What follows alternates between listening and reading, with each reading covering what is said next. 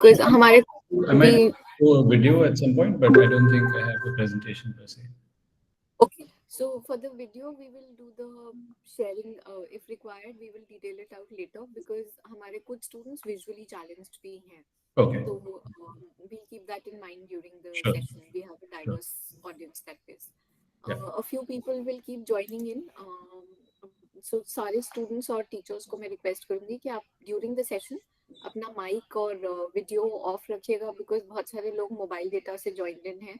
Wifi से joined in नहीं है. सर का वीडियो थ्रू आउट ऑन रहेगा एंड क्वेश्चन आंसर जो हम एंड में अगर टाइम बचता है और हम कुछ प्रश्नोत्तर करते हैं तो उस टाइम पे आप अपना वीडियो ऑन कर सकते हैं. क्वेश्चंस आप इंग्लिश हिंदी दोनों में पूछ सकते हैं और अनम्यूट करके भी पूछ सकते हैं और चैट बॉक्स में भी पूछ सकते हैं. Before we begin, I would formally like to introduce Mr. Aditya Rao. So Mr. Rao is currently the IBDP coordinator at Sekolah what is it? Sekolah Bogorraya. Yeah, at Indonesia. And this is an international baccalaureate-based school. I don't know, are you also offering some other board? I am not aware of that. We offer IGCSE at the middle school level, but in grade 11 and 12, we only offer IB. And Mr. Rao has been teaching in various schools across the country since 2013. He's also worked in administrative capacities at least at 2 of the schools that I am aware of. The schools range from CBSE board to international boards within India. One of the schools was also a residential school where he also had a rich experience. Before venturing into teaching, Mr. Rao was also engaged in the research in sciences. Bharti, am I speaking too softly? Is that why I'm not audible? Are others able to hear me? I think your volume went down a little bit, but yeah, I could hear you, but your volume was low. That's a constant problem in all my classes, I think. Bhavya, is this better now? Am I audible? Audible, Jyoti. Okay. Okay, so I'll just speak a little more loudly. That's all. So. Continuing back to what I was saying, so Mr. Rao also has been engaged in research, and from what my engagement with him has been, his research experience has also sort of fed into the teaching experience that he has at various places. So the attitude of working in teaching is also based on the research that he's done. He's also been invited as a speaker at various fora, and he's organized various workshops and sessions in schools for students as well as for faculty, for professional development of faculty. He's also published papers on administration and pedagogy in various national journals. In today's talk, Mr. Rao, we would request you to share your insights on school administration based on your diverse experiences. And I'm specifically requesting you to focus on administration and not so much on pedagogy. And also talk about a little about how the location of schools and how the various boards impact administration. So we will have a talk for about 45 minutes to an hour. Students, you can use the chat box during that time. And if there are questions after that, then we will have an interactive session. I'll not be interrupting during the session, but I'll keep my video on just to have a feel of an interaction. All right. So over to you. Right. Thank you for that very, very undeserved introduction. So, I mean, I really don't know how to sort of start off. I think it would be better if there were things that you already want me to focus on. That would be a great way to start. I'll just probably say a few things that I sort of focus on in my administrative practice, and then maybe that would be a good place for then to open it up to discussion. Does that sound good? So just as a brief, I know Tulika's already said this, but just as a brief thing, at core, I'm a scientist. My training has been as a science researcher, and then as an educator also, I've been mostly a science educator. I now teach theory of knowledge as well, but that's a later addition to what my core competency was. As far as administration is concerned, I feel that every teacher is an administrator at some point, like because you're always in charge of multiple humans under you, uh, right? So you're administering your class, even if you're not really part of the administration of the institution that you're working at. You're still administering your class. So these kinds of skills are translatable to when you scale up as well. So for my case, I think administration it's been a reluctant challenge for me. I've not taken it on willingly ever, except maybe this time. But most times that it has come to me, it has been sort of thrust upon me. I've not particularly wanted to do it. So that's one of the things I think when you talk about administrating, you have to understand that there are ways, or there are multiple ways in which one can think about how to lead a school, or how to lead a program, or how to lead a project. And at the core of it is to have vision. Like if you don't know what you want to achieve, if you are not clear on the goal that you want to achieve, then you would be reduced to basically setting timelines. Then you're a glorified calendar. And so that's the essence, I feel, in my opinion, that as a team, as a leader, as a teacher, you should have a clear objective that you want to achieve at the end of a month or at the end of a year, and so on, and then decide on what are the actions that will get you there. And so that's the core challenge, is to be able to understand at every level what are the things that you need to focus on. And so at the level of as a teacher, when you're administering your class, a lot of it is done for you already, because the curriculum is already in place for you. So you know that there is an exam at the end of the semester, you know that there is this much syllabus to be completed, and so on. So those objectives are set for you, but you can still set objectives for yourself. You can still say that my students will learn how to do an independent project, or will learn how to become better public speakers, right? That's not, most curricula don't insist on it, but you can insist on it. You can have that, my class will do this, right? So that's one aspect of it. And then as you scale up, as your sort of experience grows, and as your sphere of influence grows, because initially when you're a junior teacher, your sphere of influence is essentially your classroom. That's where you can do what you feel like. But outside of it, really in the school ecosystem, you're not really heard that much. But once you start to improve that, once you start to increase that sort of sphere, and this will help you. If you're a good teacher, you will be recognized, and then you will be asked for your opinion on other things. And once you start to do that, then your objectives change a little bit. You start to say, okay, fine, now I've been given this extra responsibility. Maybe you'll get like a club to head, or a department to coordinate, or some sort of publication. Maybe sometimes you get to head yearbooks and so on. So if you're going to be doing that, then you have to set goals for that as well. Make sure that you are clear on what it is that you want to achieve as part of that. And that's basically the challenge. Once you set that challenge, once you've cracked that code of what to do and how to do it, then everything else is basically just timeline setting. So part of this is, once your team starts to grow, once you start to interact with more people for a project, when it becomes more and more where many people are involved, then it becomes a little bit of an interpersonal issue as well. So you have to learn how to get people to work for you, and understand what you want from them, understand what they want from you. Sometimes it is easy to get tunnel vision, where you're convinced you're right, or you're convinced that you know how to do something, but you may not actually, right? So it's important to listen to everybody else as well. And I am very guilty of this. I am almost always convinced that I know what I'm doing, and I don't need to know your opinion on it, or I don't need to hear from you how to do it. I know how to do it. You go do what I told you to do, right? So that's a bad way to be when you're an administrator. It's even if it turns out that you were right, it's still a bad thing to be. Like you might achieve the goal, but you lose the team, right? Like, so the fun of being in part of a team is also to have colleagues who you can be friends with, who you can work with, and so on, and who enjoy working with you.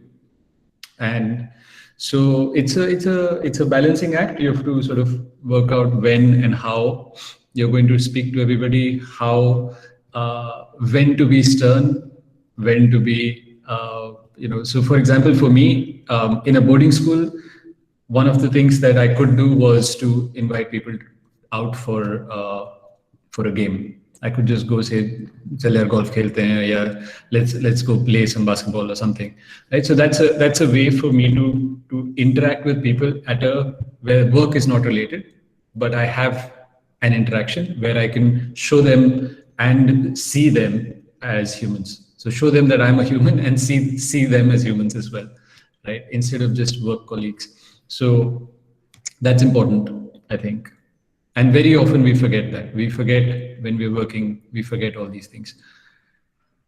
So I think I've spoken for too long now.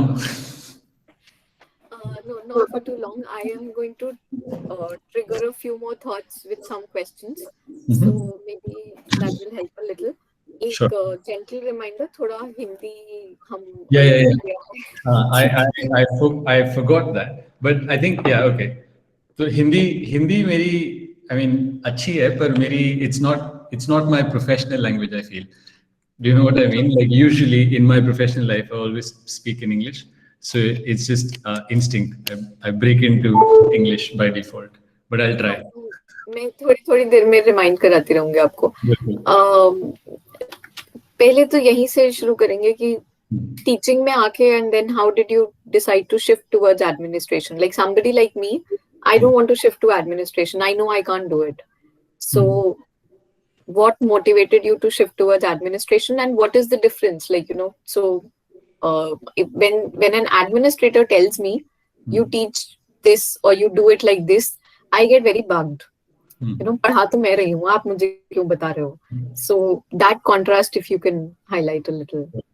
तो इसमें दो चीजें हैं. एक तो मेरा ego है जिसकी वजह से so anyone who decides to become an administrator, I think उनका ईगो बहुत बड़ा होता है. तो उनको they think or they are convinced that they are able to do something better than others, right? तो ऐसा मुझे भी लगता है कि I have something to offer, that मैं कुछ ऐसा कर सकता हूँ या कुछ ऐसा कंट्रीब्यूट कर सकता हूँ जिसकी वजह से स्कूल का या मेरे डिपार्टमेंट का या मेरे प्रोग्राम का जो डेली रनिंग है वो थोड़ा बेटर होगा या थोड़ा स्ट्रीमलाइन होगा या whatever. So I feel that I have that to offer. But at the same time, I don't want to be an administrator. I think you've known me for a long time. ये मेरी choice more or less कभी भी नहीं रही है to want to be. Even here, when I moved to Indonesia, I wanted to move to Indonesia, but they said they'll only take me if I take on the admin job. So therefore I was like, ठीक है, अगर Indonesia जाने का ये price है तो I'll be happy to pay it. So that's the thing. And to say the other part of your question, I think, was how do you get other people who don't want to listen to you to listen to you? And the answer to that is, again, you have to decide who is it that you want to or needs to listen to you.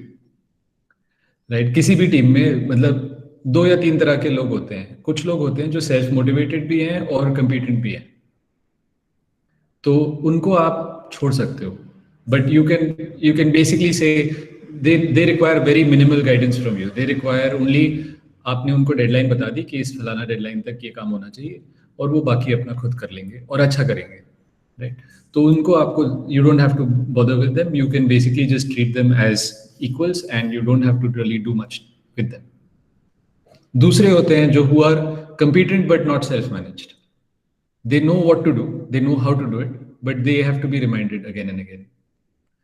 So that requires a little more patience, a little more forbearance. It is important not to lose your cool. It is important not to make it personal, right? मतलब अगर आपने suppose किसी ने, in fact right now I'm dealing with this, like, so the deadline was yesterday and today morning I've got an email asking, sir ये इसका वो कहाँ है, guidelines कहाँ है? So that the guidelines have been provided a month ago. Yesterday was the final deadline of submitting that work. तो वो आज मुझसे गाइडलाइन मांग रहा है, तो वो पता नहीं कब देगा मुझे, right? So it is important not to lose it and go what is wrong with you and become personal. क्योंकि कई बार ऐसा भी होता है कि उस आदमी को या उस पर्सन को ये खुद एहसास है कि उसने गलती करी है। आपको बताने की जरूरत नहीं है उसको कि उसने गलती करी है। उसको ये एहसास खुद होता है। उस मोमेंट में वो आपसे ये नहीं चाह रहा कि आप उसे और डांटो। उस मोमेंट में आपसे वो ये चाह रहा है कि अब मैं क्या करूं, राइट? सो गलती जो होनी थी वो हो गई। तो that's important. That's basically learning to be patient with people is one of the key things in dealing with them. And then the last is जो competent भी नहीं है और self managed भी नहीं है, राइट? कि उनको अगर आपने काम बता दिया है तो वो काम नहीं होने वाला है, अपने आप तो नहीं होगा।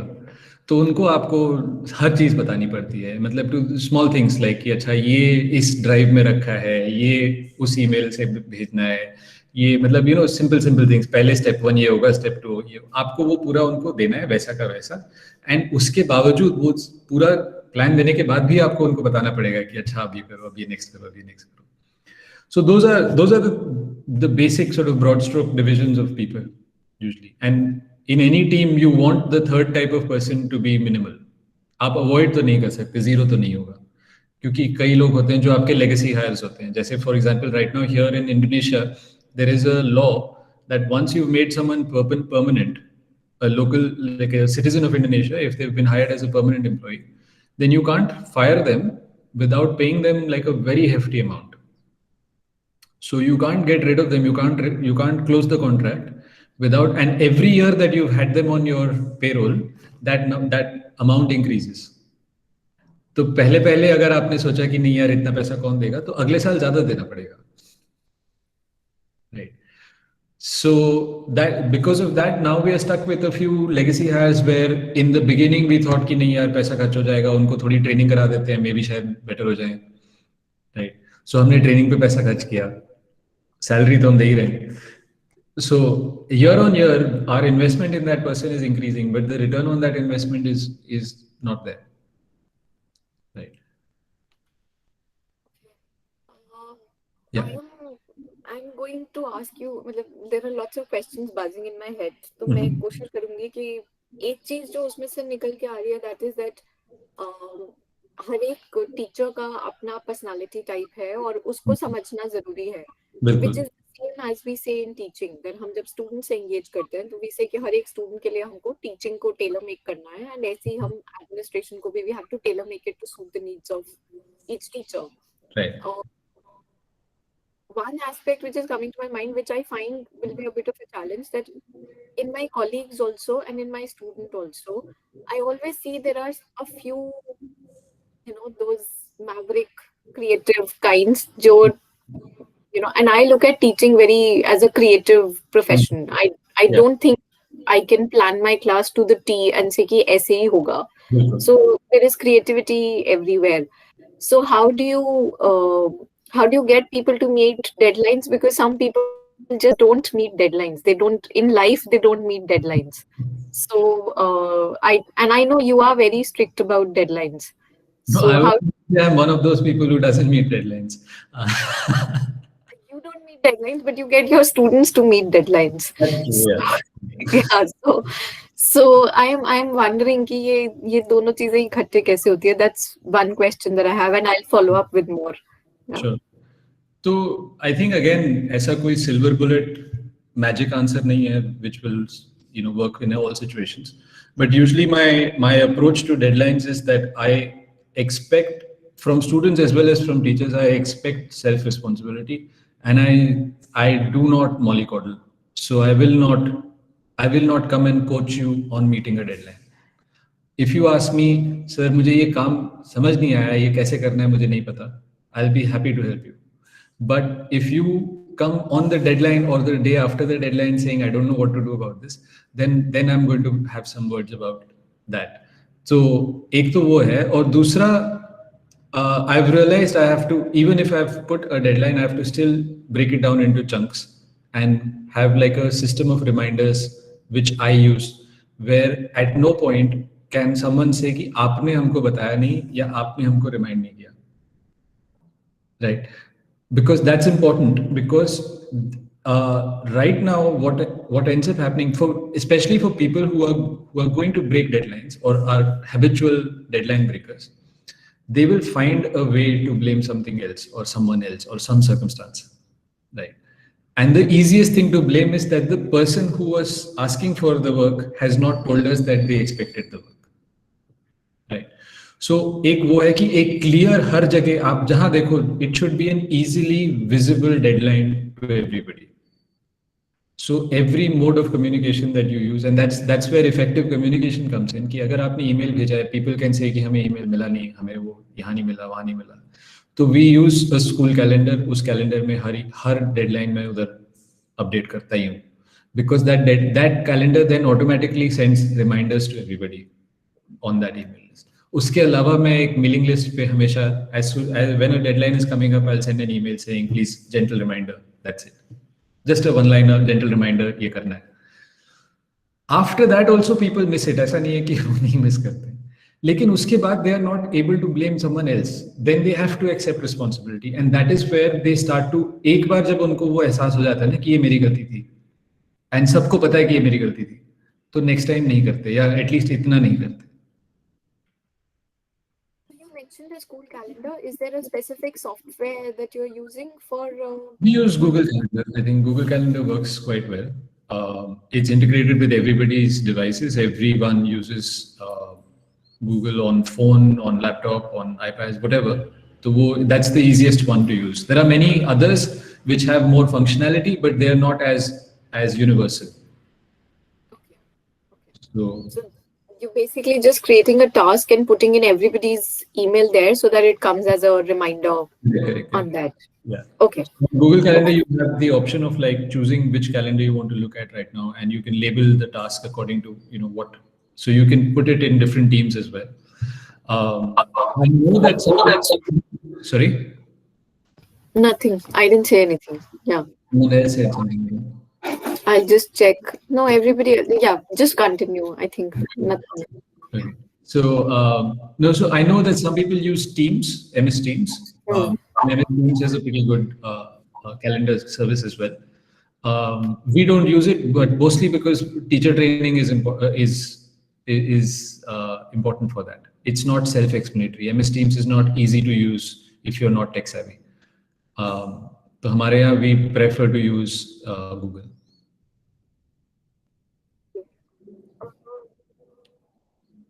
Question which I had was that, do you find it different?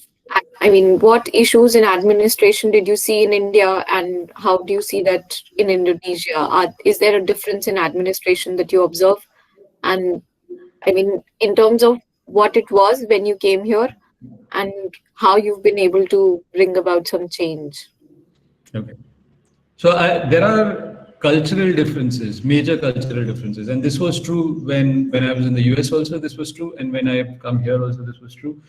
India में very often it is easy for people to want to talk over each other. किसी भी मीटिंग में अगर आप बैठे हो, स्टाफ मीटिंग में, people will keep speaking because they are convinced that nobody else is hearing us, and so we have to shout as much as we can so that we are heard and that our point of view is accepted or whatever. Right. So that's the one major difference. In terms of work ethic, actually, I feel that Indians tend to have a lot more, let's say, affinity, or I don't want to say affinity, but they're a lot more willing to work longer hours. They're a lot more willing to work harder. Which is not true here in Indonesia. 4 बजे के बाद मैं किसी से कुछ भी नहीं करा सकता. There is no way, right? Whereas Indians will keep working through the weekend. जब करना है काम उनको करते ही रहेंगे वो. So those kinds of things are different, but I feel that overall in Indonesia there is a clear respect for the other. There is a humility in the people. Culturally there is. Right. So it's a product of just the way they are as a people. And because of that, staff meetings, like I still remember my first staff meeting, there were 70 people in the room. And when one person was speaking, no one else was speaking. It was bizarre to me that you don't have to shout when you want to say something. Right, so that was I think it's a good learning to take. And it's in India it's possible, aisa nahi hai. In India, like in Dehradun, my staff meetings were quite nice. Even though everybody there was strong-willed and had an opinion, etc., but people were still respectful of everybody else. Whereas in Gurgaon, that was not true. In Gurgaon, like you had to just sort of duke it out with it. Everybody wanted to speak at the same time. So those cultural differences are there, but because of that, administrative differences are there. Here, I had to recalibrate what I think of as a harsh tone. Right here, just little bit, like just raising my voice a little bit, just ये क्यों नहीं किया? Just this tone is harsh in Indonesia, right? So just this much is enough to get someone to suddenly take a step back and saying ये गुस्सा हो रहा है. Which is not true in India. You can shout yourself hoarse and people will still think कि अरे ठीक है ना, हो जाएगा काम, इतना क्यों, right? So so that's the difference. That here a very little sort of pinch is required to get people to sort of suddenly take notice and say okay ठीक है ये काम करना है मुझे. That I find so relatable because I think I'm very harsh. Okay, but a lot of time people tell me, "अच्छा आप डांट रहे थे, मतलब ये डांट थी आपकी." So although I feel I shout a lot, but Right. I don't think others are listening to me. Like you said, कि कोई सुन ही नहीं रहा है, तो मैं कितना भी चिल्ला लूं, वो फिर भी नहीं सुन रहे हैं. And I think other teachers, particularly the ones who have been in our college, who are here, who have been here for a while, will relate to this because in the staff council meetings, even we feel that, you know, all teachers are sort of talking together और वो कुछ dominate कर जाते हैं. To also give a background, because we did not share this earlier, when referring to Gurgaon, Sir is talking about working at Pathways World School, and when referring to Dehradun, he's talking about Selaki, which is a residential school in Dehradun. So that's the background context to what you were saying, which also brings. Sorry, come again. No, I just said that Pathways is a residential school as well.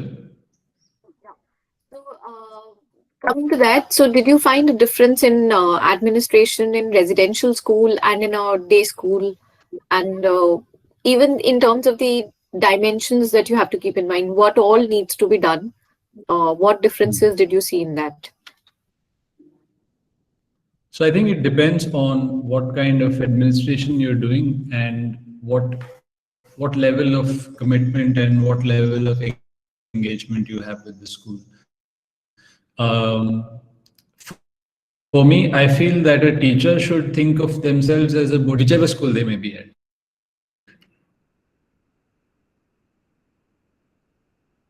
Teacher, regardless of which school I'm in, because I feel that मेरा काम तो 24/7 ही है. I don't make a hard distinction between my class time and my non-class time. But that's a personal, I think, way of looking at it. But in terms of administrative work, if you're involved in the residential aspects of a boarding school, so for example, in Selako International, I was a housemaster, meaning that I was in charge of the students outside of their class time as well. So I was in charge of like making sure that they were well fed. I was in charge of making sure that their parents were well informed about their activities. I was in charge of knowing कि ये बच्चा sport कर रहा है या नहीं कर रहा है, इसको emotional support मिल रहा है या नहीं मिल रहा है, इसको कोई bully तो नहीं कर रहा है. So all those kinds of aspects, in fact, like even small things कि इसके पास कपड़े हैं या नहीं है पहनने को, इसके कपड़े छोटे तो नहीं हो गए, फट तो नहीं गए, उसको repair तो नहीं करवाना, right? Even those things I had to be. Basically, I was a parent in absentia, right? So I was basically their parent in school. So that's a very different kind of administration, because there you have, as housemaster, I had a team of teachers who were house parents, plus I had like residence parents, plus I had the students themselves, plus there was the house captain and the house sort of student council that had to be talked to and sort of guided as well. And there was the actual building. वो house का जो building administration है, वो भी मेरे ही under आता था. So I had to make sure that the plumbing was running and the AC was not defective and all those kinds of things as well, right? And if the student damaged something, then that came to my desk as well. So it's draining. You have to decide whether you want that kind of uh, commitment or not. Because for me personally, I really enjoy my class time, and you can't do both really well. You can do both at a mediocre level. तो या तो आप एकदम बहुत अच्छे house master बन जाओ और मीडियोकर टीचर बन जाओ, या बहुत अच्छे टीचर बन जाओ और मीडियोकर हाउस मास्टर बन जाओ, और मुझे वो दोनों ही मंजूर नहीं थे, right? Like, so I want to do whatever I'm doing, I want to do at a higher quality or a high level of this thing. So there are certain things which you have to rethink about how you run your life. So for me it became unsustainable beyond 2 years. For 2 years I gave myself कि अच्छा ठीक है 2 साल मैं ये करूँगा, and मैंने किया. I did a pretty good job, even if I say so myself. But after 2 years I was like, I cannot continue to give this kind of time. Either I choose not to be a house master anymore, or I choose not to be a teacher anymore. So that was the point at which I decided, okay, this is the right time to sort of move from here. Aditya, taking cue from that, there are two strands which I'm looking at.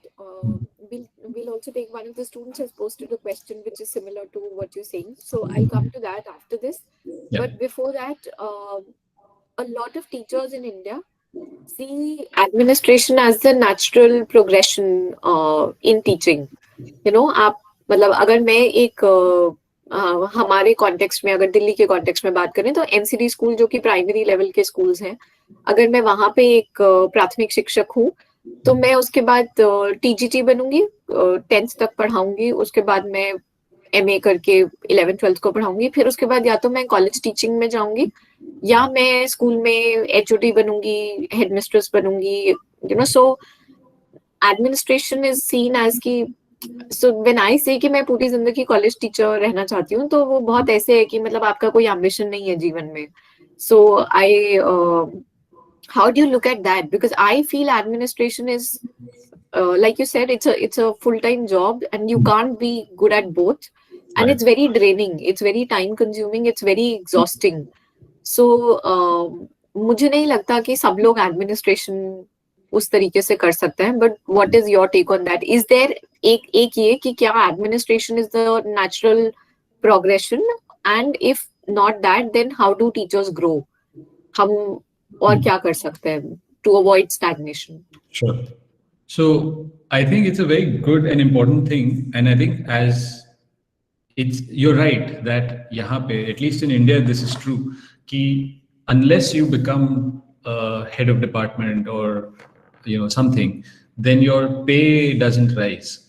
That's true in a lot of places. It's not true nowadays. It's changing in a lot of these elite institutions. This has changed. This idea has changed because philosophically people have realized that this is the wrong way to think about it. Everybody who's a great teacher need not necessarily be a great leader or even want to be a great leader. And that doesn't mean that we shouldn't pay them for the job that they are doing, because their job is the core substance of the school. ना आपके teachers ही अच्छे नहीं हैं तो आप कितने भी अच्छे एडमिनिस्ट्रेटर ले आओ, उससे क्या फर्क पड़ेगा? तो so we have now, I think, started moving, and part of it will be new people, young people coming in who try and get rid of this idea, right? Who try and get rid of the ambition to become a principal or become a HOD or whatever. क्योंकि क्या करोगे आप वो करके, right? Like, there should be some reason for why you want to do it. If it is only for the ego of the power or the designation or the salary, then that's the wrong motivation for it. In fact, we are in the process of deciding our leadership team for the next year. So we are currently trying to decide ki out of all the departments and all the teachers that we have, whom should we choose to head. We have a vacancy for, let's say, CAS coordinator के लिए एक vacancy है, एक फलाना coordinator की vacancy है, science coordinator की vacancy है. So who should we choose? And we are on consensus, me, the vice principal and the principal, all three of us are convinced that anybody who has asked for the job is not fit for the job. Right? Because वो आपका जो naked ambition है, वो आप सिर्फ you only want to do it for itself, for the sake of the job itself. आपका you're not contributing to the quality of the school or the quality of the student experience or something. You want to be that because it will give you a sense of power, which is, we don't want people like that leading those roles, right? We don't want someone throwing their weight around saying कि मैंने बोला इसलिए करना पड़ेगा, right? मुझे नहीं चाहिए वैसे लोग heading the team. So that's the, I feel that if you focus on your work, if you focus on upskilling yourself, making yourself an expert in the philosophy of teaching, making yourself an expert in the subject that you're teaching, and learning about how things are done at an academic level, the more you learn, the better you'll be at it, and the less you will have to fight for it. People will see it, right आपको, because अभी जैसे हमारे यहाँ भी है, we know who is the bright and upcoming people in our team, हमें दिख रहा है, वो कभी उन्हें आके बोलने की जरूरत नहीं पड़ी है. आके बोलने वाले जो हैं वो काम नहीं करते, इसीलिए आके बोलना पड़ता है उनको. But did you see the same in India also? Because in India, I don't think it works. Like if somebody, I was sharing with my students also the other day, I was told that I should apply for getting a teacher's award. And it was an absurd concept to me कि आप मतलब अगर मुझे award देना है तो मुझे ही apply करना पड़ेगा, मतलब ये मुझे कॉन्सेप्ट ही नहीं समझ में आया. So I think the same, I mean, I don't know whether this works in India, that your work will speak for itself. So is this also a cultural thing? So I think, I mean, okay, mera perspective on this is a little biased. I feel that one thing is that I have become more and more aware of my privilege, right? So I'm in India. I'm a male who is English educated, right? Who comes from a family background which caste-wise is high, and so on and so forth. So all sorts of things play in my favor, even though I may not actually consciously want them to play in my favor, right? तो मेरे लिए तो easy पड़ा है. मैंने तो कभी किसी को जाके नहीं बोला कि मुझे आप प्रमोट करो, पर लोग कर ही देते हैं, right? So I don't want to make a blanket statement saying that it is changing, but I know that there are people in the Indian education scene who have started to realize this, and that there is a thought change happening, right? But it is a slow process. Aapko you have to be a little bit patient with it, and you have to ensure that the right people see the work you've done, right? So there is a little bit of self this thing as well. Aapko thoda bahut to karna padega. You have to play the game a little bit, but you have to make sure that people see that you're not projecting your ambition to do something, but you're projecting the work you've done.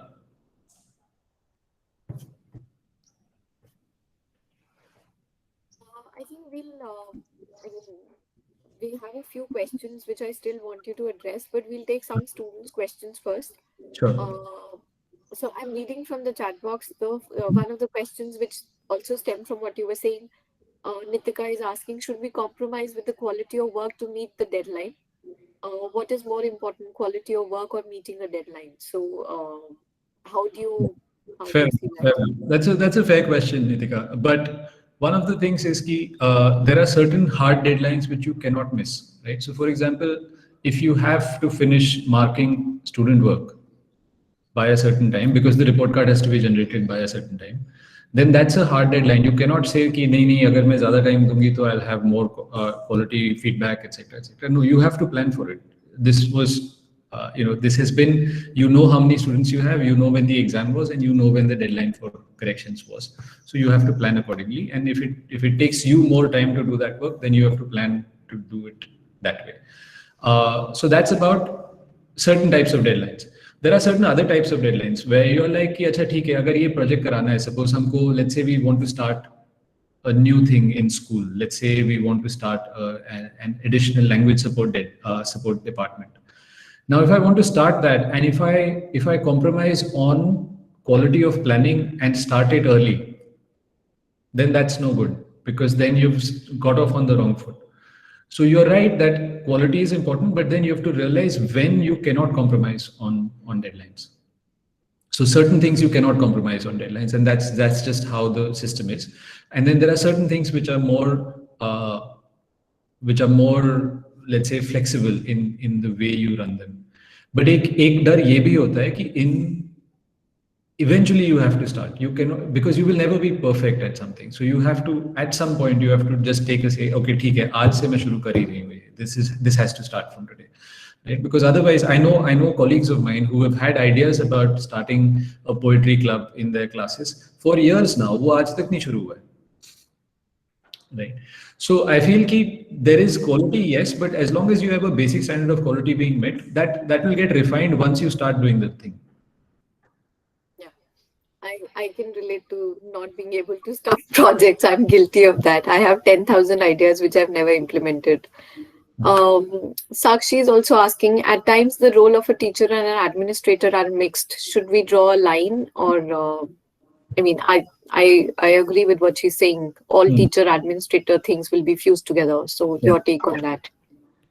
I think you have to, you can't draw like a very hard line, or at least in my experience, you've not. I have never been able to draw a fixed line between things, because even if you're just teaching your own class and you have no other responsibilities, कोई ना कोई आपको कुछ ना कुछ आके दे ही जाएगा कि यार इंडिपेंडेंस डे का सेलिब्रेशन हो रहा है, you become in charge of that, right? So something or the other will keep coming to you for you to administrate, and that's a fact of life. That's the ecosystem we live in, because schools have a lot more things going on than just your class. So you have to be part of that community at some point. What you can decide to do is how much of a part of that you want to be. Right. I feel that let's take the same example. If there is an event going on in your school and you've been put in charge of it, it makes sense to do a good job of it. But if you don't want to do more events like that, that doesn't mean you should do a bad job of this. तो आगे कोई बोलेगा नहीं तुम्हें ये करने को, right? So you still have to maintain a quality of, like, so your particular brand of quality should be the same, but you can make a stance saying, see, I've taken on these 2 or 3 things this year. I'm not going to do anymore. I want to focus on my school. And again, if you have a good principal or a good school leadership, they will recognize that and appreciate you for that, right? It is no good to take on lots and lots of things because you think that will please your principal and then not do any of those things well, right? So I feel that usually nowadays, at least, school principals, but you have to speak to them correctly. If they sense कि यार ये तो काम चोरी के लिए मेरे को कह रही है, मेरे को नहीं करना, right? So if that comes across, then you'll be marked as someone who doesn't like to do work, who's not a team player, and so on and so forth. But so you have to be careful about how you this thing. But I feel that there you have to draw a line. You have to decide which you want to do or which you want to pursue properly. But maybe I am. Maybe this is my personal reflection, but I always put attendance, assessment, all of that. I mean, I can give feedback on assignments. So I look at giving feedback on assignments as teaching responsibility, but maintaining records of assessment and attendance to me is administrative work. Correct. I mean, Yeah. I still have to do it. Yeah. And I find that very time consuming. So I think even if I did not have additional responsibilities in teaching, just Right. doing this for me is administration, and it's boring to, I mean, it's really, really boring. So I wish I had one person just doing this work. So That assessment is, I mean, I know all of them are my students and I have to check their assignments, but assessment is the most boring thing ever that you can ever do. I mean, I find it really boring. I agree. So I mean, I think that's, but you have to. So one of the things that I'm right now in the process of auditing everybody's assessments here. One of the things that I've realized is that that's true for every teacher, including myself, that I don't like to assess. I like to create the assessment. I like my students to give the exam. I don't like to correct the final thing, right? Because that's work for me. But what I've realized is that because there is that thing कि आपको वो नहीं करना, so people are designing easier and easier assessments. Things which are just multiple choice, things which are कोई आपको आके तंग नहीं करेगा कि सर आपने marks क्यों काट दिए, etc., right? Like, so all those kinds of things are happening. So when you're designing your own class administration, that's why I said that it is important to know what your achievement goals are and work towards that. Then उस achievement goal को पहुंचने के लिए आपको जो भी assessment design करना है वो आप करिए। लेकिन अगर आपका गोल ही है कि मेरे को असेसमेंट नहीं कराना है, तो then you are not going to really go anywhere with your class, right? And that happens. I have been guilty of it once in a while. I've slacked off. I've said अच्छा ठीक है यार, इस semester में या इस term पे मेरे पास टाइम नहीं है, मैं कुछ इजी असेसमेंट दे दूंगा या बच्चे प्रेजेंटेशन बना देंगे, मैं उधर बैठ के बस देख लूंगा, मार्क्स ऐसे ही दे दूंगा, right? Like so I don't appreciate that in myself when I am forced to do it, and I absolutely do not appreciate it in as a general ethos. कभी कभी हो जाए किसी एक क्लास में वो अलग बात है, पर अगर वो क्लास का ethos बन गया कि हाँ ये वाली क्लास तो बहुत इजी होती है, यहाँ तो सर कुछ नहीं पढ़ाते या सर कोई असेसमेंट ही नहीं लेते, so then that's why you have to plan for the administrative part of your class. You can't hope कि वो अपने आप हो जाएगा, या you can't hope कि someone else will decide what to do about it for you. I think Bhavya has a question. Yeah. Hi, good morning, sir. Good morning. So in the beginning, you mentioned that, sometimes it's really hard to train people who you termed as legacy hires. So when we're in a teacher training program, we're kind of told that nobody is a lost cause, and to a very large extent, we keep pushing. So at what point do you accept maybe that, I can't work with this person any longer, and, you just let them be? And I mean, is there a way to keep them being motivated, or do we just accept responsibility that no, this is as far as we go? So I think again that's a very good question, and it's one of the things that in general we deal with every day. We have to keep making this decision every day. And to answer your question, I think what is important again is to recognize that every moment that that teacher is with you, some student is getting subpar education. And your basic aim is for your school is running for the students, not for the upkeep of the teachers. So you're right that you can provide, and we do provide teacher training. We do provide a lot of time for a teacher to improve from where they are.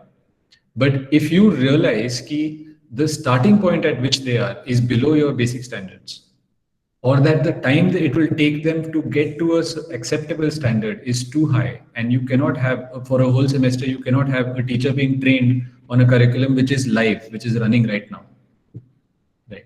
So that is an operational decision you have to make. It has nothing to do with the humanity of the person, right? It is not a judgment on that person. It is not a judgment saying that they can't improve. It is a judgment saying that right now we cannot deal with training this person. Okay, thank you, sir. Okay, so Aarti also has a question on what kind of challenges came in achieving commitments. Aarti, do you want to contextualize this a little more? Because over a period of time, we've lost track of what we were talking about when you asked this question. Aarti? Yes, ma'am. I'm audible? Yes, please. I'm audible, ma'am? Yeah.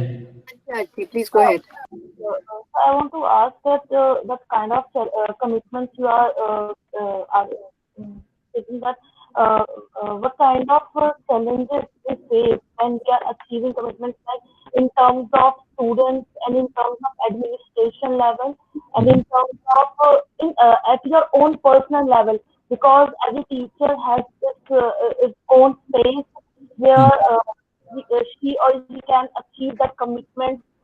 So that in that contextual level, what kind of challenges we face that time? Sure. So again, that's a very good question. It's good that you're reflecting on it. One of the things I think that is important for anybody in education or in general anywhere is to reflect. So first, sort of do an honest audit of where you are yourself, right? Like what are your hopes? What do you want in life? How much financial stability is important for you? How much work time and how much lifetime you need for yourself to be mentally stable, to be happy, etc., etc. So all of those things you have to sort of set for yourself. What are your ability levels? What are you good at? What are you bad at? And then set a goal for, अच्छा इस साल मुझे ये चीज improve करनी है अपने बारे में, और ये चीज जो ये मेरी स्ट्रेंथ है इसको मुझे लेवरेज करना है, right? So this strength, so for example, I feel that I'm decent at public speaking, so I feel कि अच्छा ठीक है, public speaking को मैं leverage कर सकता हूँ किसी तरह. I can probably go speak at a conference or something. I know that I have certain like in my training in certain other areas, so I know कि अच्छा ठीक है मुझे उसके लिए काम करना है. So right now, for example, I've enrolled myself in a leadership program at Harvard, and the reason I've done that is not because that program itself will somehow magically make me a better leader, but it is because that program will give me enough in terms of tools of what I can use to make myself a better leader. It will give me a starting point, right? So those are things where you have to recognize for yourself कि अपने career में at what stage are you and what you need to get to the next stage and how and when you're going to go about doing this. So in schools, usually in a good school, you'll get an appraisal form. And any good appraisal form will have your self goals. And very often teachers tend to take that lightly कि कुछ भी लिख दो यार कौन पढ़ने वाला है ये. But what is important is कि ये कोई और पढ़े ना पढ़े आपको तो पढ़ना है ना, ये आपकी लाइफ के बारे में है. So you have to be careful about what you are doing with your time, how you are aligning yourself with your own goals and so on. So that's a commitment to yourself that you make कि अच्छा ठीक है, in 3 years time I will be at this level. I will have improved this part of my, yeah. And apart from personal level, there is an ecosystem always exists in that administration. How you cope with it? Because at basic group level, we see there are some dominations in administration and school level. So how you overcome that particular challenge? Okay, yeah. So again, every context is different. There are certain things which are part of your life constraints, right? So everybody has a set of constraints, and that can be कि आपके school में, the timing is like this, or the administration is like this, or this much workload is given to you, or whatever. So all those kinds of things are there. But that is where the sort of your grit comes in, your maturity comes in, where you decide कि ठीक है, these are non-negotiable and sort of at least right now unchangeable facts of life. एक तो वो होता है.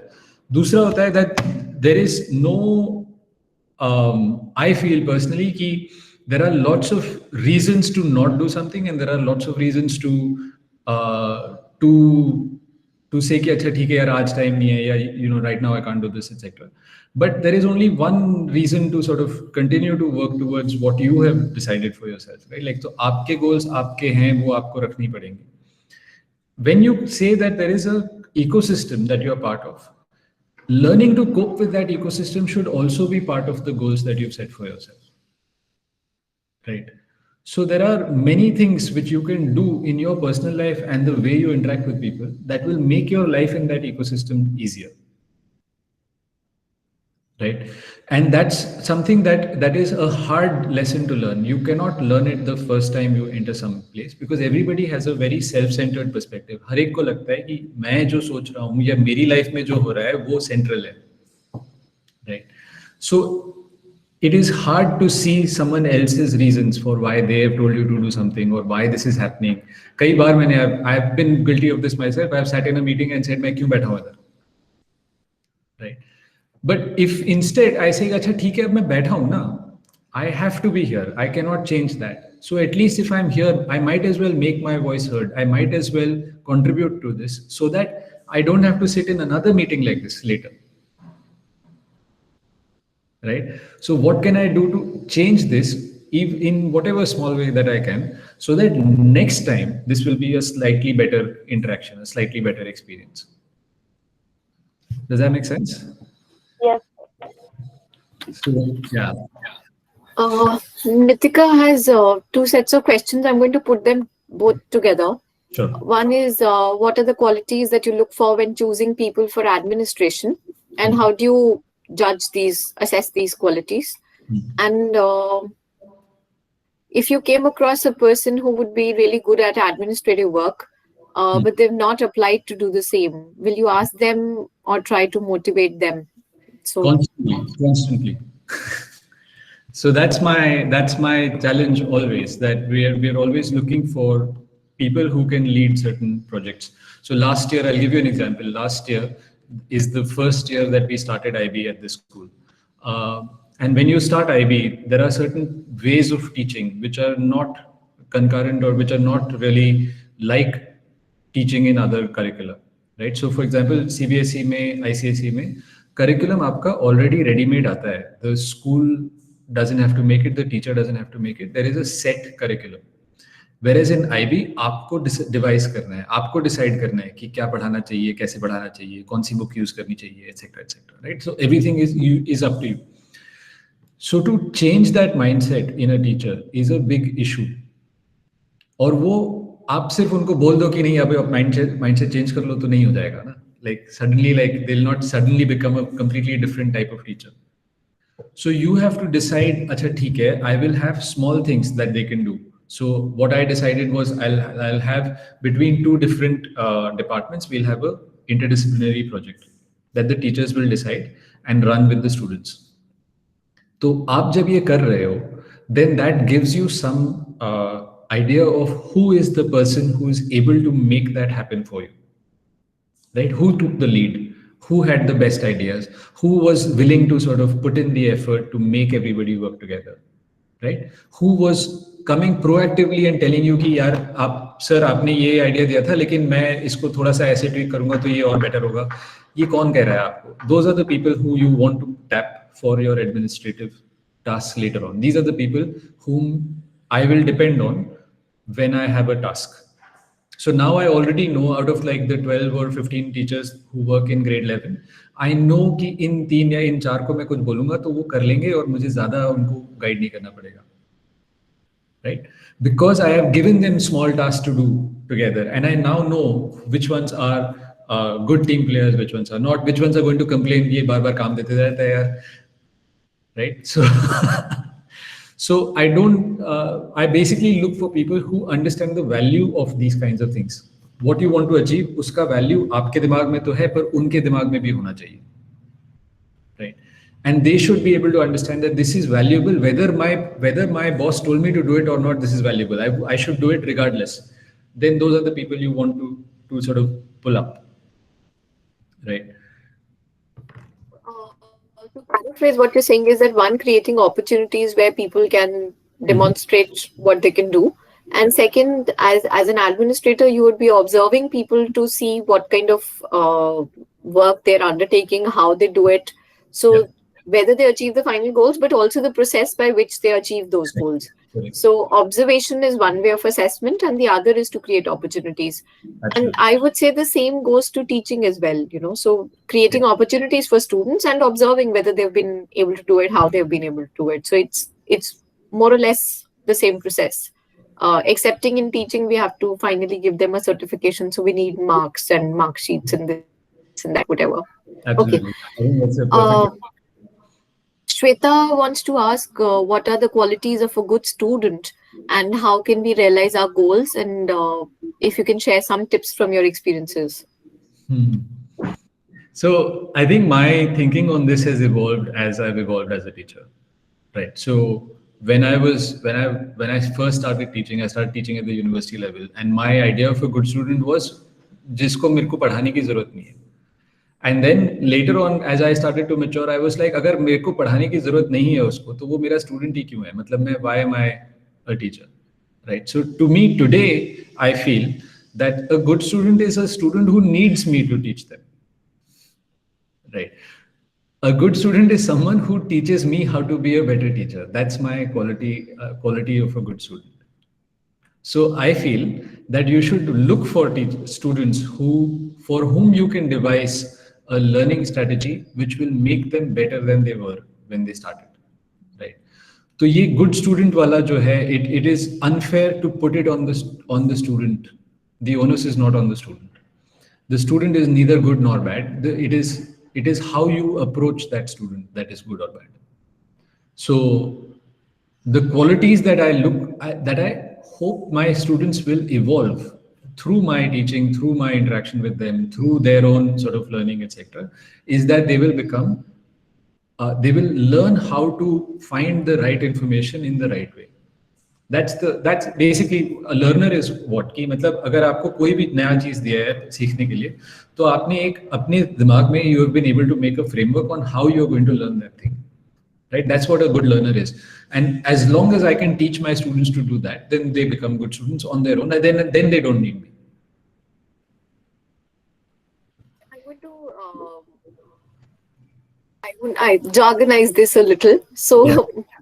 to start from what you were saying, so when we say somebody who doesn't need a teacher, so we are going with the stereotypical notion that a good student who scores well, who knows the answers in class, who works well in class. So teacher के बिना भी वो अच्छा ही perform कर रहा है. And when you're talking about getting them to have the capacity or the capability, developing the potentiality for them to be able to channelize their energies towards a learning graph. So we're talking about their learning metacognitive skills along with whatever subject disciplinary areas that we're talking about. So this is for students, everything that you're learning in class about constructivism, about scaffolding, about zone of proximal development, about Piagetian cognitive development. All of that is what Sir is talking about when he's saying that you have to get students to ensure that according to their learning levels, we're able to channelize their learning journey, basically, how they progress across. Okay. So further organize that within the IB framework, it's called approaches to teaching and learning. And one of the things that we insist, or we try to insist, at least वो कितना होता है पता नहीं, लेकिन we try and get teachers to devise a way of knowing where their students are and then designing their curriculum. Each year they change it कि अच्छा ठीक है इस साल मेरा बैच ऐसा है, so for these students I have to do this, do this, do this. Content वही रहता है, मतलब you have to teach the same things, but you have to teach them differently to different people. So it's important to reflect like that. It's a lot of work and it's a lot of guesswork as well. क्योंकि आपको कैसे पता कि वो आपका जो strategy है वो काम करेगा या नहीं करेगा. So you have to experiment a little bit as well. There are a couple of questions which are very practical and I think they're very, very important. So Smriti is asking, as an administrator, what tools do you use to stay organized? And related to that, Nitika is also curious to know, do you plan each day or your week goals and routines? What is better? How does it make sense? I also want to ask you that, particularly as an administrator, I'm sure your school is doing this and this happens in a lot of schools. So we have to prepare teaching plans. So just like assessment, another thing which I've noticed, particularly pre-service teachers, B.Ed students, BLS students, what they really hate is teaching planning. So the lesson planning in itself is one of the most hated areas across all pre-service programs. And I see a lot of teachers also don't like planning. And particularly the senior teachers in schools, I've heard often say that 25 साल से पढ़ा रहे हैं, हमें क्या plan करना है, हम जाके पढ़ा देंगे, अच्छा बताओ कौन सा चैप्टर था. Yeah.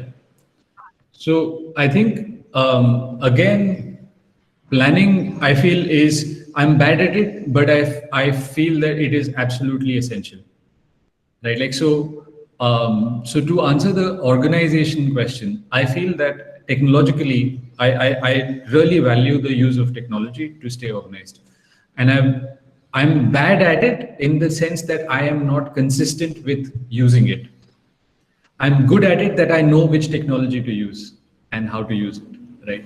So, but एक तो वो है कि consistently you make one system that works for you. For the vice principal that I have here, she is excellent. Her administrative ability in terms of organization is brilliant. And one thing I've seen her do constantly is she carries a notebook around. It's just very simple technology. Carry a notebook around, write down what you need to do that day. That's it. And then go do it. So तो मेरे साथ ये कई बार होता है, मैं लिख भी लूँ फिर भी मैं करता नहीं हूँ because I ignore my own directions very often, right? So it's what I've done to make myself more good about following through is to meditate. I meditate every day now. And the reason I meditate is because it helps me sort of channel what I want to achieve from the day, right? What is it that I need to do today? And in general also sort of set some sort of goals or let's say thoughts for how the rest of the semester should go, etc. Those kinds of things. But technology-wise, I think any good calendar, like so, some people use Trello, some people use Google Calendar, some people use any number of learning management systems. So if you're in an IB school, you might get to use ManagePack, which is really good as well. If you're not in an IB school, you're using a Google Suite. Google Classroom is again, as far as monitoring your class is concerned, it's an excellent tool because you can put deadlines for everything and it will give you a nice, well-made calendar and you can follow that. That is for running your class, but nobody is actually forcing you to plan for the class. So I'll come to that idea that मैं 20 साल से पढ़ा रहा हूँ, मुझे पता है सब. मैं बस आ गया, मैंने अपनी वाणी में कुछ बक दिया, बहुत हो गया, right? So that is something that you have to fight against. That's a very it's a pervasive thing in education. Everyone feels it, and it's a tempting thing. Everybody wants to do lesser work. मतलब कोई ये नहीं चाहता कि मैं बैठ के बहुत ज़्यादा हार्ड वर्क करूँ. तो वो हार्ड वर्क मैं क्या करता हूँ? What I do is I push myself. I already announced certain things to the students. So now, because I have announced it, I have to work on it. So right now, for example, I'm running an internal thing where my students are making a revision website as part of their class. So this is the final thing they'll do at the end of the 2-year DP program. मैंने बता दिया ना कि ये है, ये अब उनके उसमें प्लान में है, करिकुलम प्लान में है, हर जगह है. तो अब मुझे देखना ही पड़ेगा, मुझे करना ही पड़ेगा. मतलब I have no way to get out of it now because I have sort of announced it to the world that ये हो रहा है. Right. So that's one way I keep myself accountable, is that I tell other people that I'm going to do this.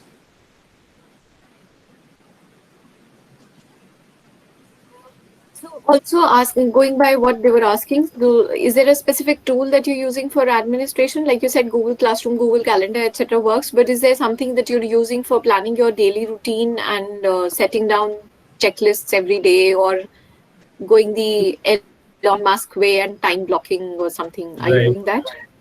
So for me, for personally myself, I prefer Excel as a tracking tool for everybody. So I track my meeting schedules through Excel. I track student meetings, teacher meetings, everything through Excel. So and I've shared that link with my students as well. So if they want to request a meeting with me, they have to put their name down. That's the thing that I will check, right? So that helps me keep track of my day, कि कितना time जा रहा है और किस चीज़ के लिए जा रहा है. So it gives me like a clear vision there. There are softwares which you can use which will give you a prettier looking thing. So Trello, for example, is a good workflow management software. Basecamp is another one. But मुझे लगता है कि मेरे काम के लिए मतलब इतना important नहीं है कि मैं वो software use करूँ. Excel works just fine for me. The other thing that I use to monitor teachers and monitor how the team is doing is through the learning management system that we use. So I have a timetable for myself कि अच्छा ठीक है, आज मैं जाके इस department के सारे लेसन प्लान्स देखूंगा, राइट? या आज मैं जाके इस डिपार्टमेंट की क्लासेस अटेंड करूंगा. So again, that also in my Excel sheet, I've written it in somewhere. कहीं ना कहीं पे ये है कि अच्छा ठीक है, आपको ये करना है, ये करना है, ये करना है, फलाना दिन पे ये क्लास है. So yeah, that's how I keep track of things. Again, there are some things which blindside you. Suddenly someone will say, the principal will call you up and say, I have to meet you urgently for such and such. Yesterday someone resigned, for example. तो आप आज meeting करनी है हमें, हमको देखना है कि हम क्या करें. तो you have to plan for that also. You cannot over plan or overfill your day. You have to realize that. So I don't plan for more than 3 student meetings in a day. Because I know कि उससे ज़्यादा मैं promise कर दूंगा बच्चों को, पर मैं deliver नहीं कर पाऊंगा. कोई ना कोई और काम आ ही जाएगा.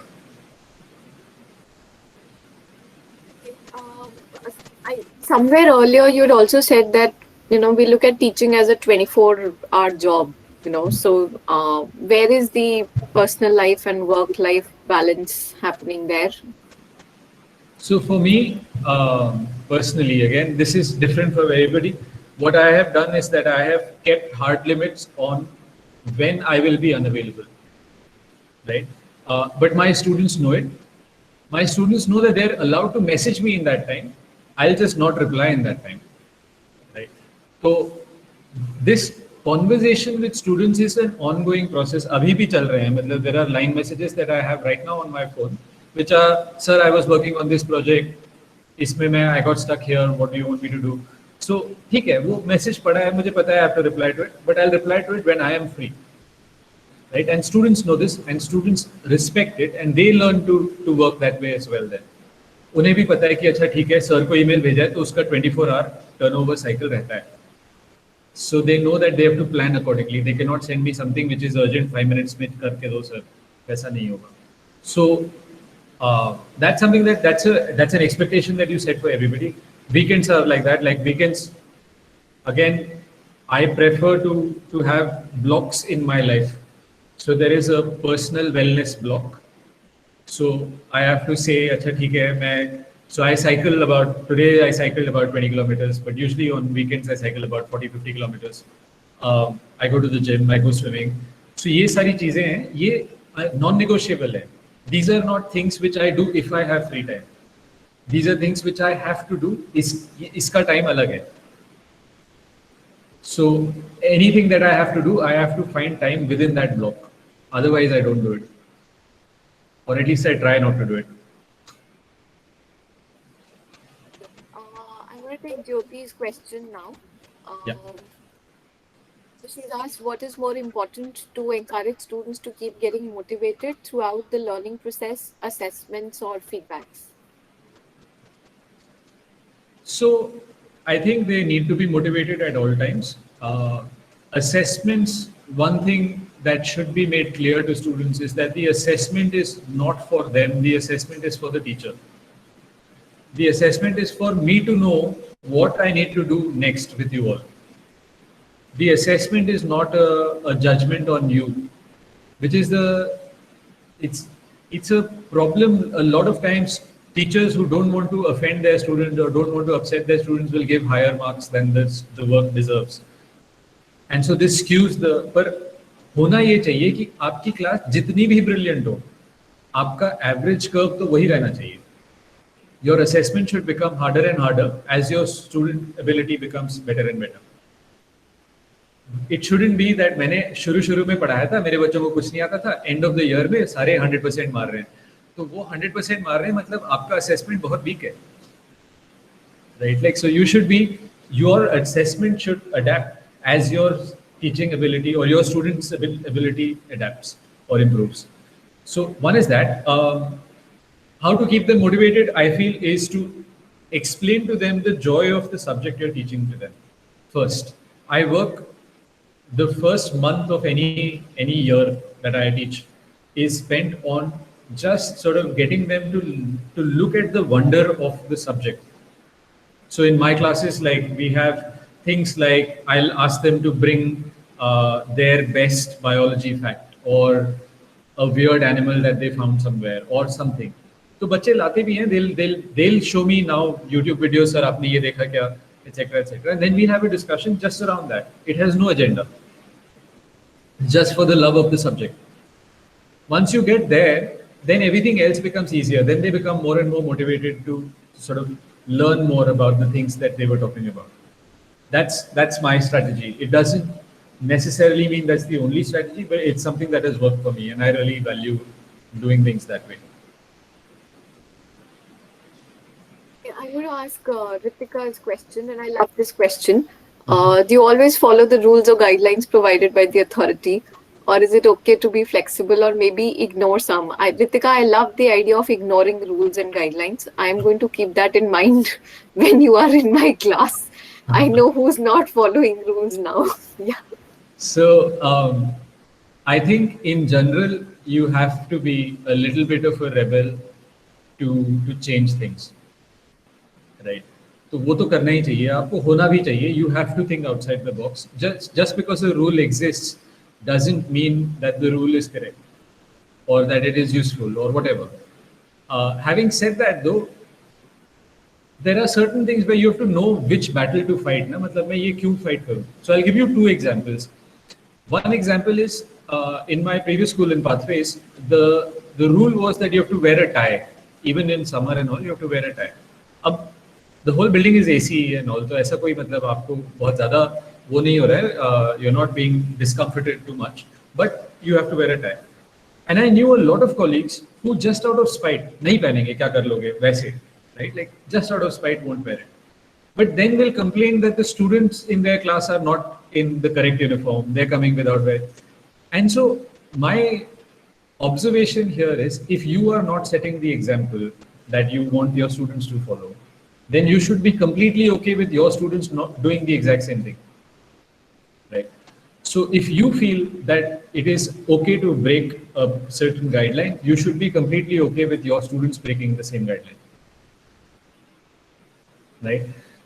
My point is that you should not be breaking something because it is convenient for you. If there is a real reason, if there is a conscientious reason for you not to do something, that makes sense. So that's one example. In my younger, let's say, days, so when I was in Nasik, I was at a school in rural Maharashtra, and one of the things that they had was that during my interview, they didn't tell me that Saturdays were working days for teachers. In fact, I'm convinced that they said that Saturdays were off. But once I joined, they said, "नहीं Saturday तो आपको आना पड़ेगा." But बच्चे नहीं आ रहे थे. There were no classes. So for the first week, 2 weeks, I went there and I was like, "What is the point of this? Why am I here?" I said, no, do work on your work. Like you can work on assessments, you can work on class planning and so on. And so I can do this at home also. No? Why do I have to come here? Why do I have to punch in and so on? So they didn't give me a good answer to that. It wasn't like I was there and there was some important meeting or some important work happening. Nothing was happening. We were just all sitting there. People were just having vada pav and chai and talking to each other. There was nothing really going on. I could have used that time for a lot of other things. So what I started to do was I would come in half an hour before everybody else, punch in, and then go to the back wall and jump out and go back. Right? So ये मैं करने लगा, and I did this consistently for a whole year. I was the principal of the school. But I didn't see why I was there or why anybody else was there. So I just sort of punched in and sort of jumped out. Right? I'm not recommending this to everybody, but I'm saying that in my head, it made complete sense because I was not missing out on anything. The school was not missing out on anything. In hindsight, I feel I could have done something with that time, with the teachers. I could have used it. I could have made it better. But वो उस समय नहीं था या opportunity नहीं थी या मेरे दिमाग में वो idea नहीं आया जो भी. For whatever reason, I thought this is a waste of my time. I don't want to be here. So I decided not to be here. So I broke that rule. And I've consistently, there are things which I ignore even now. But that's, again, I go back to what is my end goal? Is this end goal still being met or not? So if the end goal is being met and this rule is coming in the way or is not important at all, then I'm okay with breaking it. Even when you were leading the school, even as a principal, you were still not in a position to change the rule. I mean, so we see, principal hai, wo sab kar sakta hai, but you still weren't able to do it. So why is that? So again, so principalship, it depends on the type of school you're in. There are multiple types of schools. So there are privately owned schools. There are schools like KVs and government schools which are not owned by one individual. So there is no one who has a stake in it. So अगर आप KV के principal हो, so within that sort of school, you have basically full authority under within some limit, right? Whereas if you're in a private school, then the chairman will come in and say, "नहीं ऐसे ही होना चाहिए." You can't decide what to do. You can keep arguing with them. Sometimes they'll listen to you. Sometimes they won't listen to you. As a principal, you have a bigger voice than you would if you were a teacher in the same school. But it is not that you'll always get your way. Basically, your negotiation improves when you are the principal. Sorry, I can't hear you. I'm saying that your capacity to negotiate will improve if you are the principal, but it may not always work. It's still a give and take. Yeah. Absolutely. So that's one thing that you have to. This happens. I've seen it happen in in colleagues who have got their first administrative job, right? So they've just become coordinator of a subject, or they've just become head of a club or something, and then that can easily lead to you saying, मैंने कह दिया ये ऐसे होगा, ये इतने बजे होगा और ये कर दो, right? And even immediately you start to see resistance to that, because no system moves that fast. You might have a very great plan in your head and it might be the right way to do something and so on, but the system has to adapt to that new way of thinking, and you have to account for that. Otherwise the system will simply resist. It will not work. We're kind of running out of time. I'll just ask a few more questions. Meanwhile, students, if you have questions, please put that in the chat box.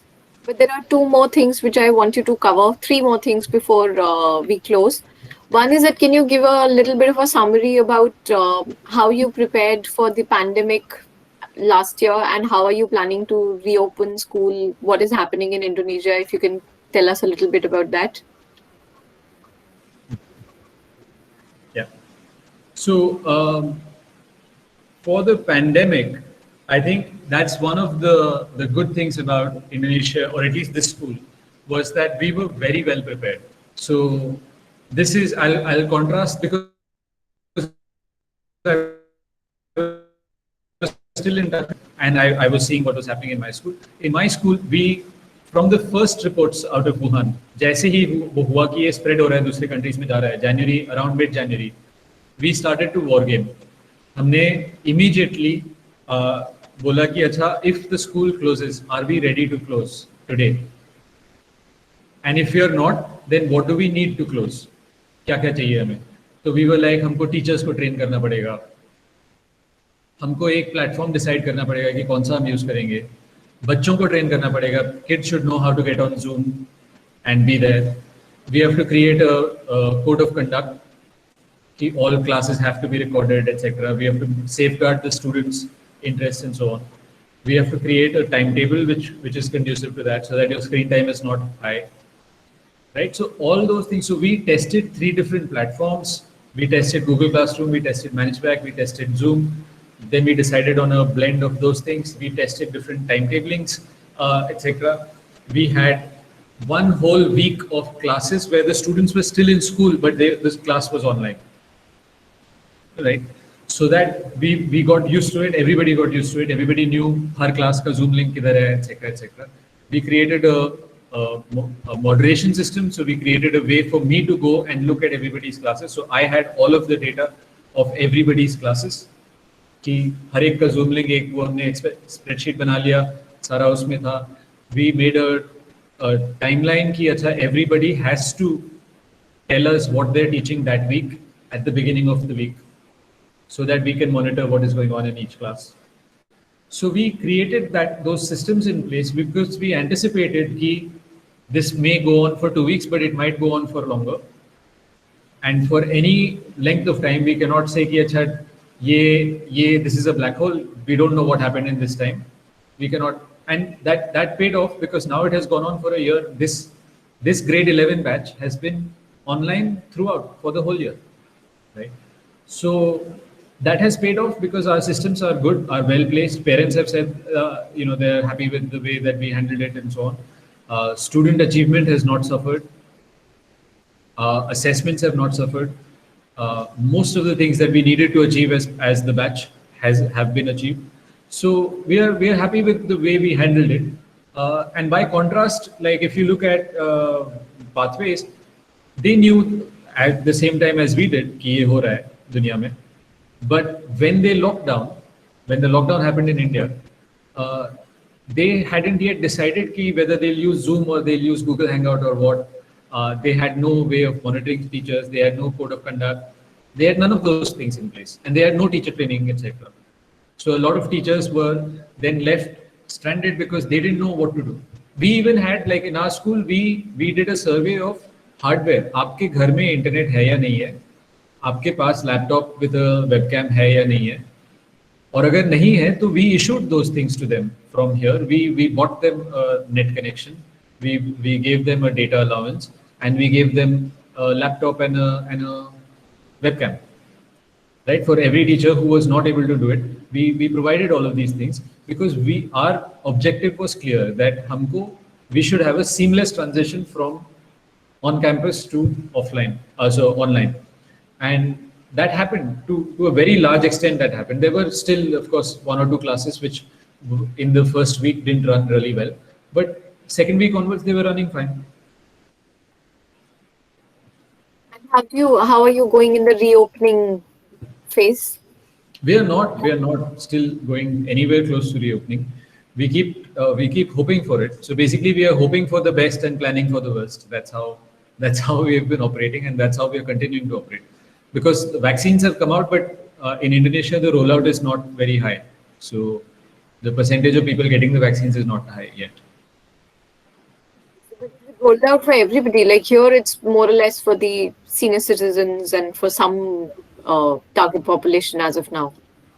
So again, semi-lockdown hai yahan, meaning that workplaces are open, some restaurants are open, etc. Cinema halls are closed, those kinds of things.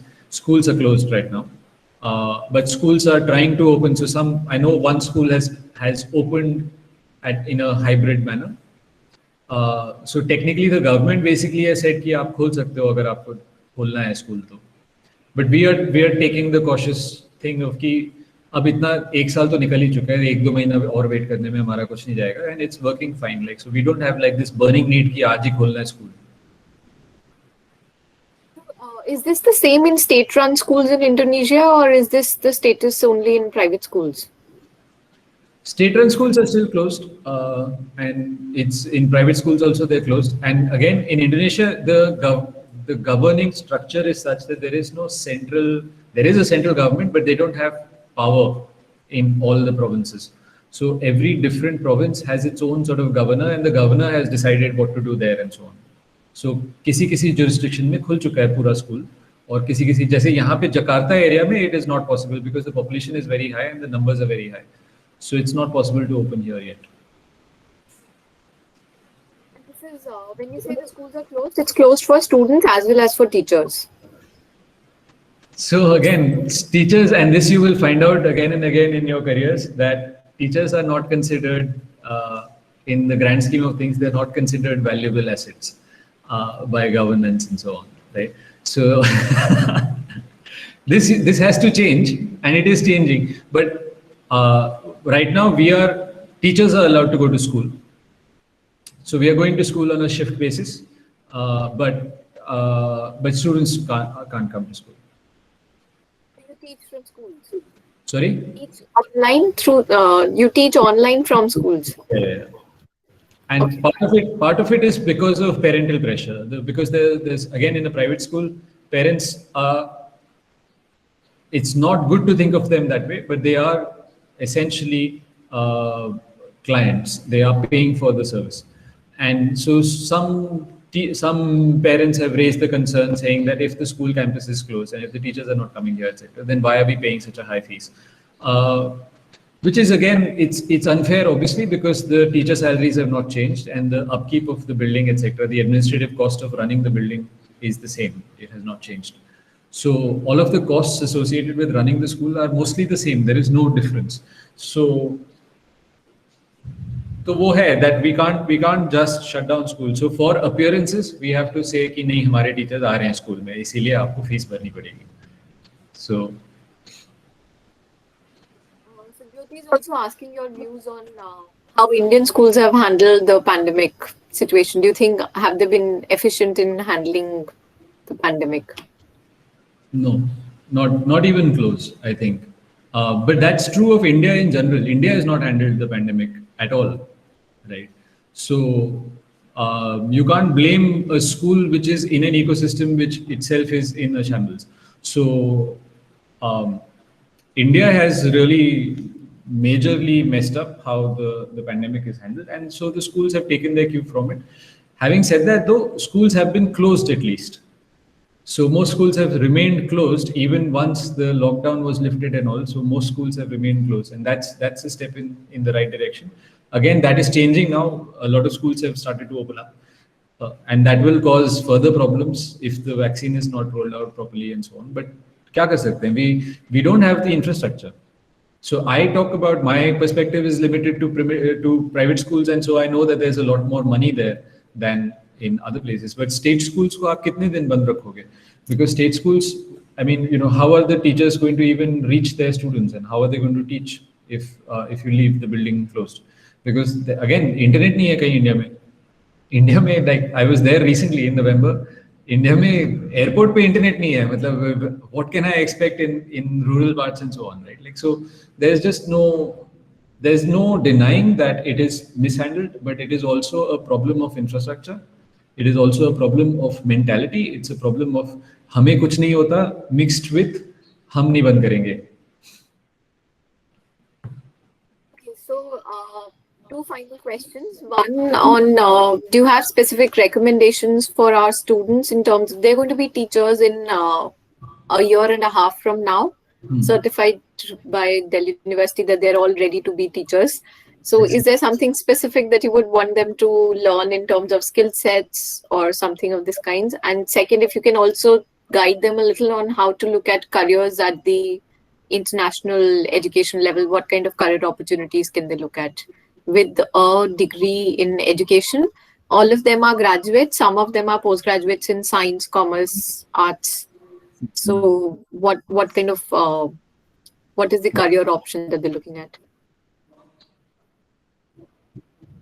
So again, both these things are, each question can take up a whole sort of semester of discussion, obviously. So, but I think as a teacher, one of the things that I really value is that you have to love your subject. If you don't love your subject, there's no way you can get your students to love it, right? So you have to develop that love for the subject. That should reflect in the moment you start speaking of your subject. That love should reflect in the way you speak about it, and only then will you get your students to really like it. I feel that there is no point trying to sort of inspire, quote unquote, inspire someone else when you are not inspired yourself. Right? You can't do it. You have to be inspired yourself first to be able to inspire someone. So the best way, at least in the early stages of anybody's career, you should focus on your subject mastery and your love for your subject. That's the core. That's the basis of everything else. And once you start to do that, and once you start to answer the question, how can I teach this topic? Every class, I should have at least 3 or 4 different ways of teaching the same topic. Unless I can do that, till I can do that, I'm not really good enough, right? So for every level, for every topic, I should have multiple layers, multiple ways in which I'm addressing it, and I should not be the one speaking the most in the class. I should not be teaching. I should be getting my students to lead that discussion as much as I can. And that will not happen by just telling them tum lead karo. That will only happen when they see your love for the subject and share your love for the subject. That's when they'll start to speak up and start to take initiative. Nitika is also asking for specific skills for administration, if there is something that she needs to focus on for becoming an administrator. So again, think about it in terms of, there are some certifications that you can get. So there are formal certifications that you can get. It depends on which particular type of administration you want to go into. If you want to lead a school, then there are principal training certificates, etc., that you can get. So that's the formal thing that you can pad your CV with. But in terms of everyday skills, it's how you interact with people. Are you able to see what is required for a process to be done? And are you able to see who is the right person to do that job? If you start to sort of just, even when it is not your job. So you're right now not the principal of the school, but can you put yourself in the feet of that person and try and understand? They have said something कि आपने ये करना चाहिए, वो करना चाहिए. Can you start to think from their point of view and say कि अच्छा, if I was in that spot, how would I do this same thing? How would I get this to be done? What are the ways in which I can do it? And if you come up with good ideas, then go and share them, but with humility, with a complete understanding that that person may not see things the same way as you and may not take your opinion uh, seriously, or may not agree with your opinion or whatever, right? So you have to take that, you have to have that humility, but you have to continue the conversation. The more you converse, you will see their point of view also. They will tell you. Very often people just want to teach other people all the time, right? So someone with a lot of experience will be happy to tell you why they made a certain decision, or why they did this way, or why this cannot be done the way you said it should be done, etc. But only if you ask nicely. If you go and say कि ma'am आपने मेरे को इतना काम दे दिया है, ये ऐसे भी तो हो सकता था, आप गधे हो, तो वो they are not going to respond well, right? But you can go in and say, I want to just understand what your thought was behind this, and they'll be happy to sit you down and talk to you. Usually, if they're not, then move schools, go to another school where you get better mentorship. That's the other thing, that understand who can mentor you, and make sure that you have someone mentoring you in your career. That find a mentor and have that formal discussion with them, ask them to be your mentor, so that they will tell you what to do. For example, right now, when I took this job on, I went and talked to a principal of mine who used to be the principal of my school long time ago. I went and talked to him and I said, आप मेरे को बताओ कि अभी मेरे को next 5 साल में क्या क्या करना चाहिए, right? So I'd go and take that advice, but you have to take advice from the right type of person. You have to know who you want to model yourself on. So, what kind of opportunities do our students have in terms of teaching or in education internationally? What So internationally, okay, it depends again. Internationally, there are certain things one has to be aware of. One is that there is systemic racism. This you cannot whitewash it. You cannot sort of get rid of it. It's there. For example, if you're an English teacher and you want to move to Asia, anywhere in Asia, or South Asia or East Asia, anywhere, there is a big barrier. ऐसा नहीं है कि ये नहीं हो सकता. You can, but there will always be this barrier. Lots of places have stated policy on their thing कि they will only hire people from these 5 countries to teach English, right? So there are those barriers are there. Having said that, those are not deal breakers. Those are not necessarily barriers. You can always upskill yourself in different ways and try and move to a city, to a school. The other thing is, you should aim for a school which values diversity. So if you end up in an international school, typically you are paid more than the locals, always, right? Because you're being paid an expat salary. If you're being paid more than the locals, then the locals will. There is always this tendency to sort of be jealous of you, or to be like, इसमें ऐसा क्या खास है जो इसको इतना पैसा मिल रहा है, मुझे नहीं मिल रहा, right? Same age के हम, same experience है. What is so great about them? So when you have that, then you have to learn to deal with that also, right? So it is not just a question of being able to move to an international school. You have to deal with the culture that comes with it as well, or move to a school which doesn't have that culture. If it has high diversity, then you will have lesser problems like this, right? But to get your foot in the door, go anywhere. It doesn't matter. Just apply. So, are they eligible to apply immediately after B.Ed, or do they need experience, or what do they need? From country to country. For example, in Indonesia, in our school, we have a policy saying that we cannot hire anybody with, under 3 years of experience, because the work permit is not given to anybody with under 3 years of experience. Right. So there are some countries which are like that, or some schools which have an internal policy like that. But you have to do some research and find out which schools will hire you and which won't. And most schools, when they post a thing, they tell you how much experience they're looking for. My advice would be to pick an elite school in India and get those 2 years, 3 years of experience there, and then jump from there. That's easier, because then it gives you a ready-made network also. You know people because of the school you're in, and you get the experience that you need to be able to move to a school. So, just before we close, final call for questions from students, and if the teachers want to share some insights in the end, or have questions.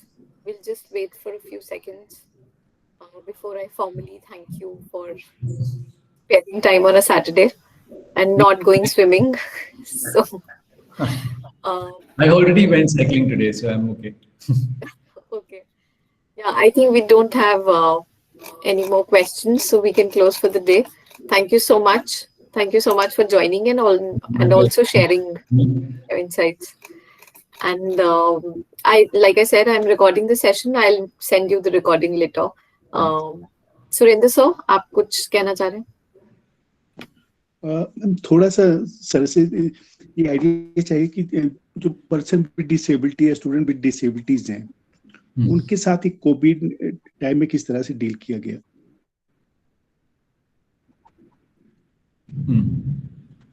So, sir, you mean students in your class or students who want to be teachers who have disabilities? तो sir, जो students आपके यहाँ पे जैसे school में आपके जो disable students हैं, सपोज उनके लिए सर हमारे यहाँ तो ऐसा है कि हमने लर्निंग डिसेबिलिटीज के लिए एक डिपार्टमेंट बना रखा है, पर अगर फिजिकल डिसेबिलिटीज हैं तो हम बहुत क्लियर कर देते हैं ये शुरू में ही कि हमारे पास वो कैपेबिलिटी नहीं है, हमारे यहाँ स्टाफ नहीं है ट्रेन जो उनके साथ डील कर सके, हमारे यहाँ इंफ्रास्ट्रक्चर नहीं है जो उनकी नीड्स को वो कर सके. This is in this school, because ये वाला स्कूल जो है हमारा बहुत छोटा है, there are only about 800 students also, तो उसमें we don't have the capability, तो हम इनिशियली मना कर देते हैं. पर हमारे यहाँ टाइप्स हैं, we have other schools close by which have that ability, which have a department for dealing with disabilities, तो हम वहाँ रेफर कर देते हैं बच्चों को. दूसरा है कि मेरे पिछले स्कूल में पाथवेज में there was a whole sort of ethos कि हर चीज डिसेबिलिटी एक्सेसिबल होनी चाहिए, डिसेबल्ड एक्सेस होना चाहिए उसमें, पर वो क्लासेस में नहीं आ रहा था. तो जैसे क्लासेस में एक इंटरप्रेटर होना चाहिए या ब्रेल में कुछ होना चाहिए वगैरह, वो सब नहीं था हमारे पास.